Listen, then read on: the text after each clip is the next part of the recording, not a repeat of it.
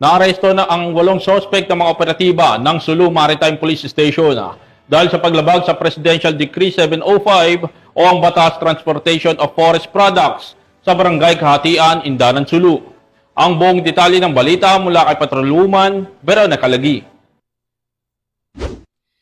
Aresto ang 8 individual dahil sa paglabag sa Presidential Decree 705 o ang Batas Laban sa Illegal Transportation of Forest Products nito lamang ika-16 ng Hunyo taong kasalukuyan sa Barangay Kadyatan, Indanan, Sulu.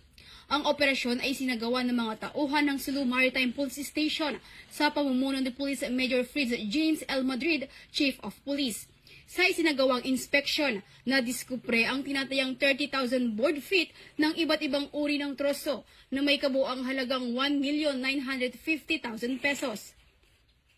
Nabigong magpakita ng kaukulang dokumento ang kapitan ng naturang bangka ukol sa legalidad ng kargamento na pag-alamang ang mga troso ay isinikay mula sa Languyan, Tawi-Tawi at patungong Sulu.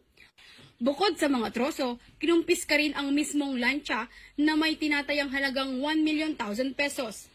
Ang mga suspek at mga nakumpiskang ebidensya ay dinala sa istasyon para sa kaukulang dokumentasyon at investigasyon.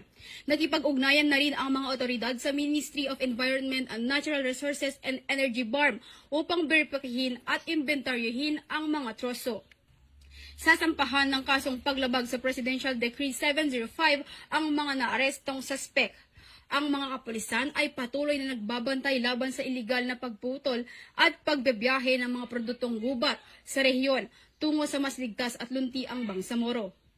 Mula rito sa rehiyon ng Bangsamoro, ako ang inyong Police News Network Correspondent, Patrolwoman Veronica Calagi, alagad ng batas, taga-taguyod ng Balitang Pulis.